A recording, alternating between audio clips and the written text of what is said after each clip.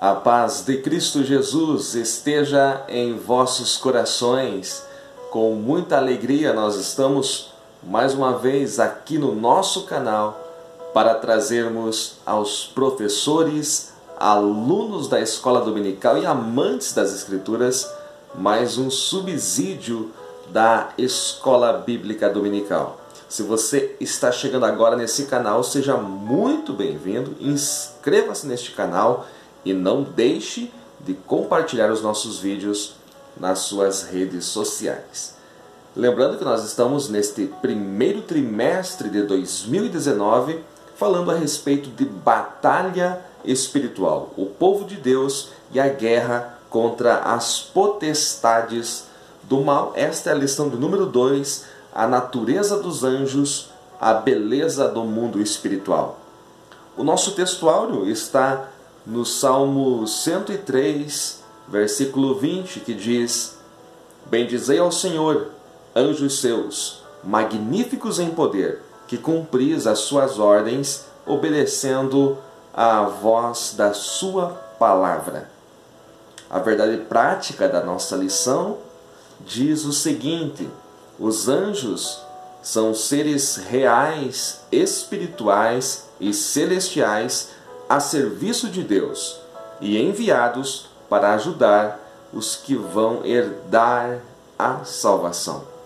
A nossa leitura bíblica em classe está no Evangelho de Lucas, o capítulo 1, os versículos 26 a 35.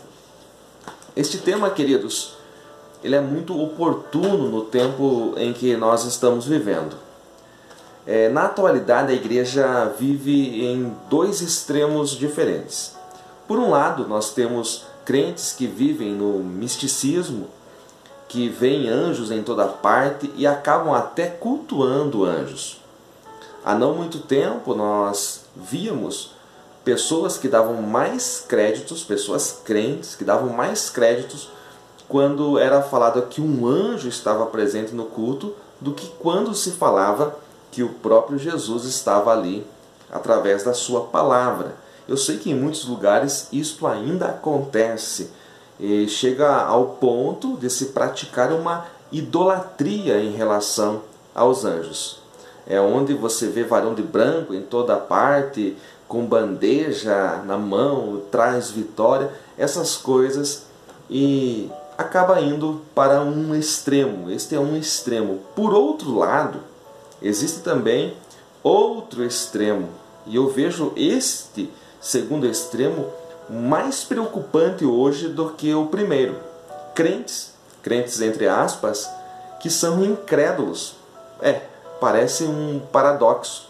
Crentes incrédulos, mas que realmente não creem em nada, não sabem nada da realidade espiritual, não sabem nada da vida cristã, não tiveram intimidade ainda com o mundo espiritual, não tiveram um encontro real com o Espírito Santo para entender que existe realmente o mundo espiritual, existem anjos, existem demônios, existe algo a mais do que a matéria. Então são pessoas que são céticas, que não acreditam praticamente em nada, mas infelizmente estão dentro dos nossos templos, pregam às vezes, cantam, participam dos departamentos e acabam influenciando negativamente pessoas que estão chegando ao convívio cristão.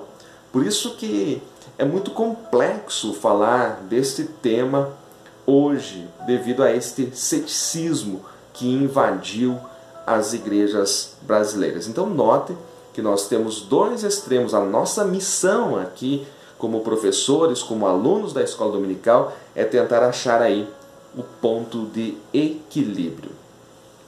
A Bíblia ela é clara em dizer que todas as coisas foram criadas por Deus.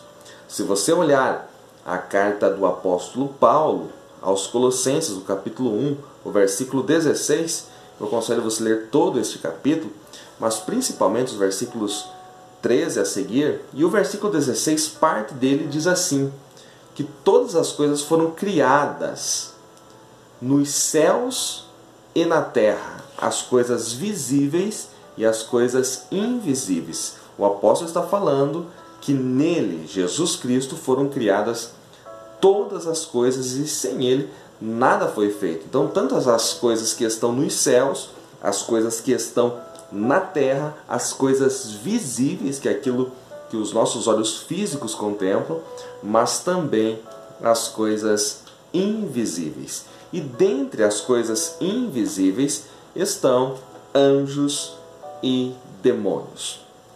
A verdade sobre o mundo espiritual, ela não pode ser baseada em experiências pessoais, sonhos, visões, e sim na Bíblia Sagrada. Por quê? Quando nós trazemos este assunto de anjos, é normal, pessoas que tiveram sonhos com o anjo e o anjo comunicou tal coisa, pessoas que tiveram visões. Olha, é necessário ter muito cuidado com isso. Na Bíblia Sagrada, sempre que um anjo aparece, ele vem trazendo uma mensagem. Anjo é mensageiro, ele vem trazendo uma mensagem que jamais contraria a mensagem principal da Bíblia, jamais contraria o próprio Deus, que é o autor de todas as coisas. Então, muito cuidado com essa questão de sonhos com anjos, de visões, porque isso é muito perigoso. Só para ilustrar, muitas religiões, elas nasceram devido aos seus líderes fundadores terem encontros angelicais com anjos que trouxeram revelações que a própria Bíblia não tem.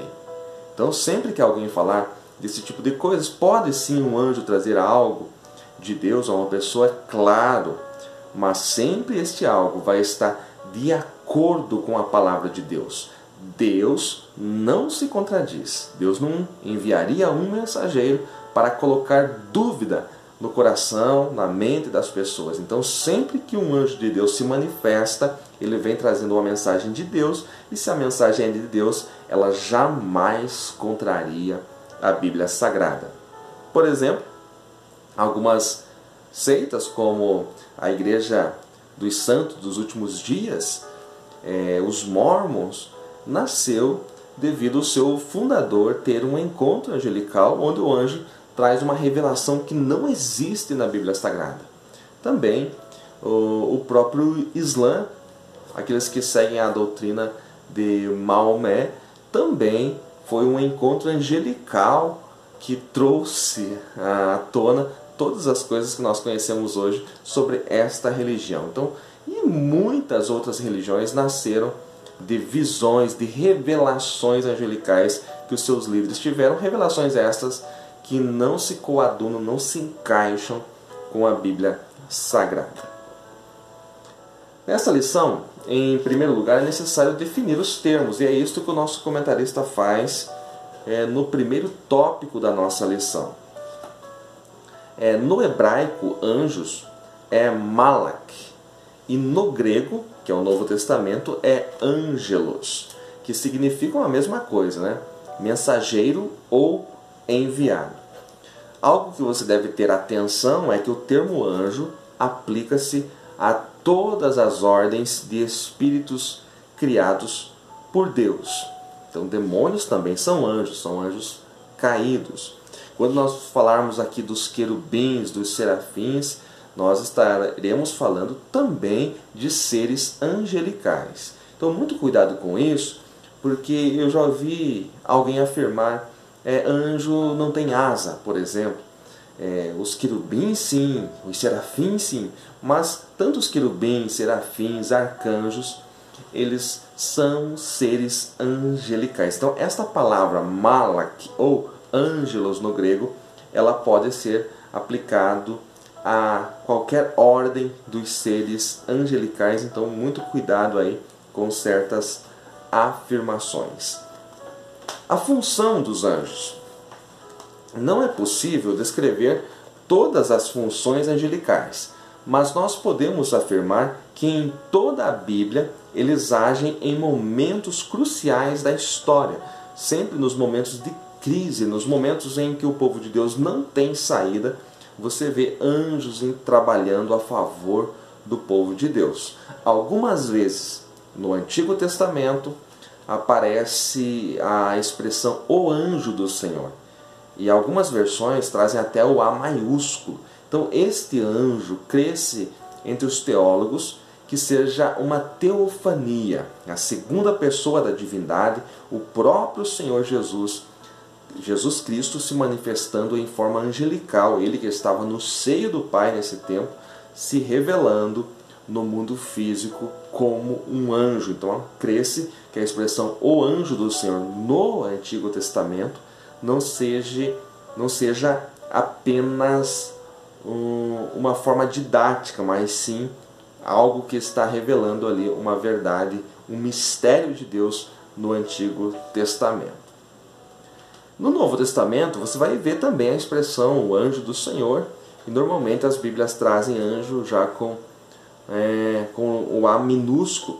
Isso significa que Jesus Cristo já se fez carne, já foi revelado aquilo que estava no seio do Pai, o mistério escondido já não era mais escondido, foi revelado. Então agora não existe mais o porquê de Jesus Cristo se manifestar em forma angelical. Então quando se fala anjo do Senhor no Novo Testamento, é apenas um anjo da parte do Senhor. Como acontece, ou como aconteceu em Atos capítulo 12, quando Pedro estava preso e então um anjo da parte do Senhor adentra aquela prisão e liberta Pedro, e as portas estavam trancadas, havia cadeias que não teria como se romper, e diz que as portas se abriram por si só, e o anjo trouxe Pedro para fora, libertou Pedro para que ele pudesse continuar propagando o Evangelho do Senhor Jesus Cristo. Falando um pouquinho a respeito da formação dos anjos, os anjos, eles são espíritos. Então, a composição de um anjo é espírito e alma. Anjos são espíritos que têm alma. Quando nós olhamos para o homem, não é assim. O homem é alma que possui espírito e corpo. O homem não é espírito, o homem é alma que possui espírito e corpo. Os anjos, eles foram criados não eleitos. A eleição dos anjos viria depois de uma provação. E qual seria esta provação? Esta provação foi a rebelião do querubim ungido. Quando ele se rebelou, ele procurou levar com ele o número máximo possível. E diz a Bíblia que 1/3 dos anjos o seguiu. Então, esta foi a provação dos anjos. A eleição dos anjos foi a relação que eles tiveram com esta queda do querubim ungido. Os anjos, lembrando, foram criados imortais. O homem não. O homem não foi criado imortal. Apesar de até mesmo revista da nossa escola já dizer isso, que o homem foi criado imortal. O homem foi criado não imortal, mas com possibilidades de vida eterna a partir do momento que ele passasse pela eleição e comesse da árvore da vida. Ali seria a eleição do homem. Se o homem decide obedecer, se ele passa pela prova da serpente, e ele decide obedecer, ele teria direito de comer da árvore da vida, aí sim não morreria mais.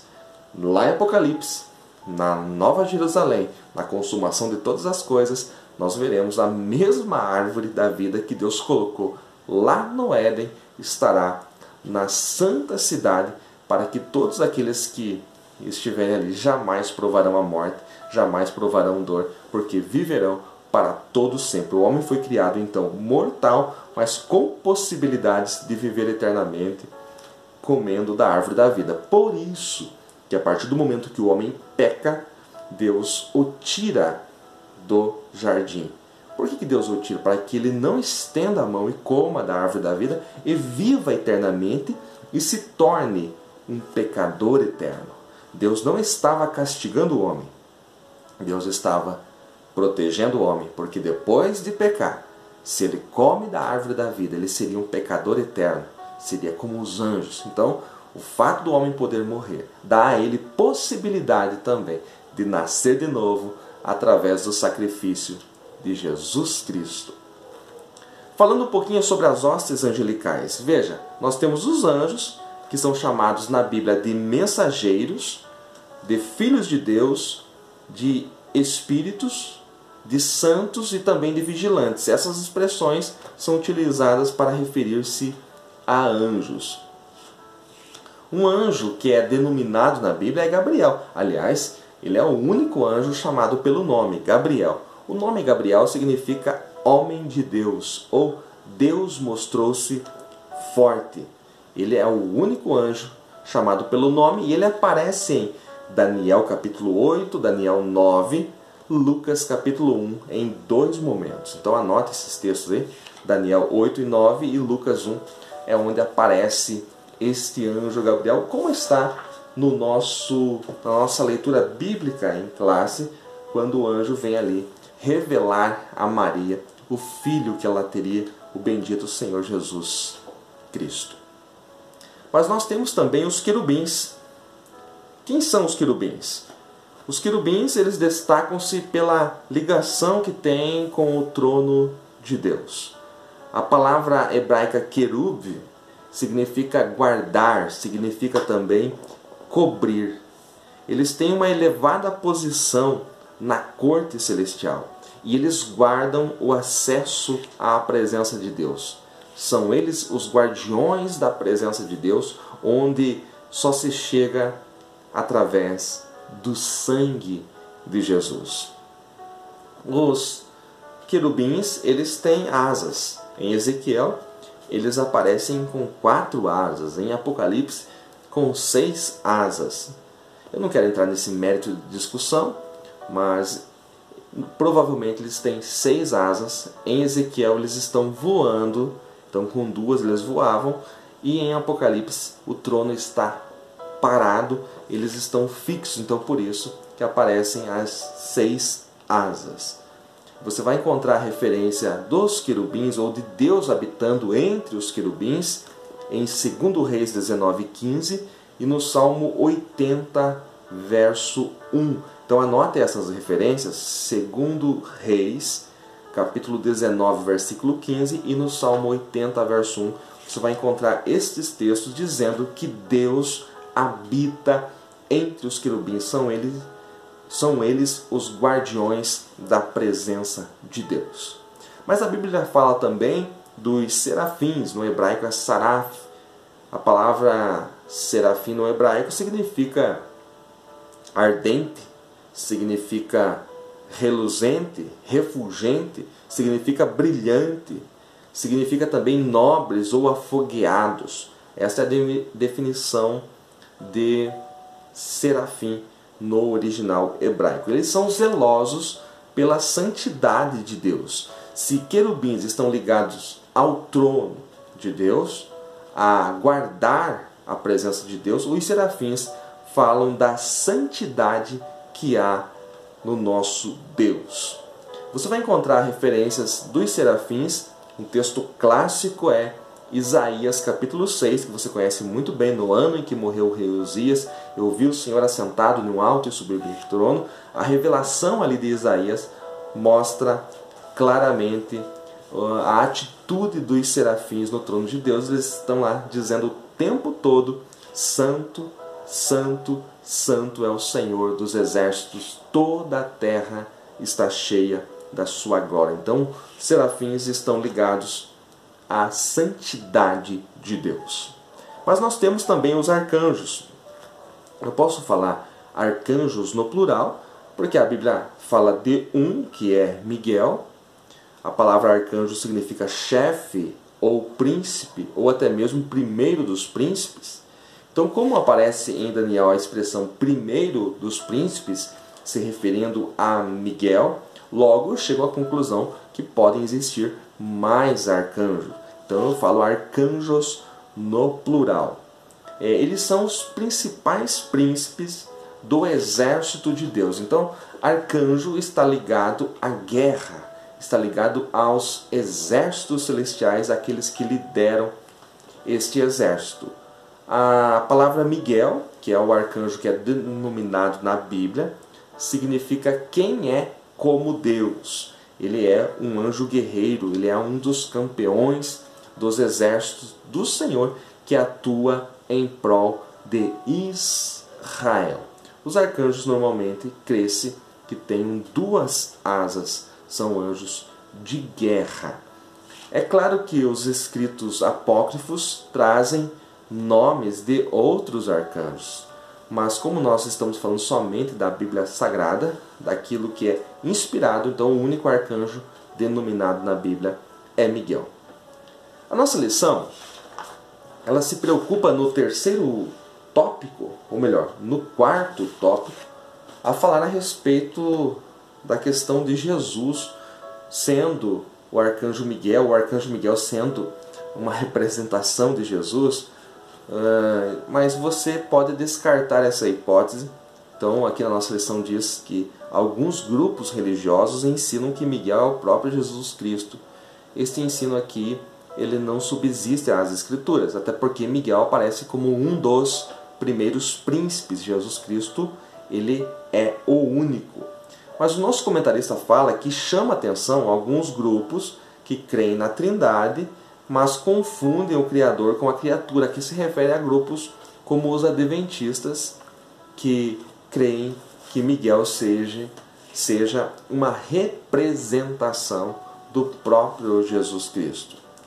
Agora, um detalhe importante que não foi falado aqui na revista é que um dos grandes comentaristas de Bíblia que crê que Miguel seja uma representação de Jesus Cristo é o próprio Matthew Henry, ou Matthew Henry.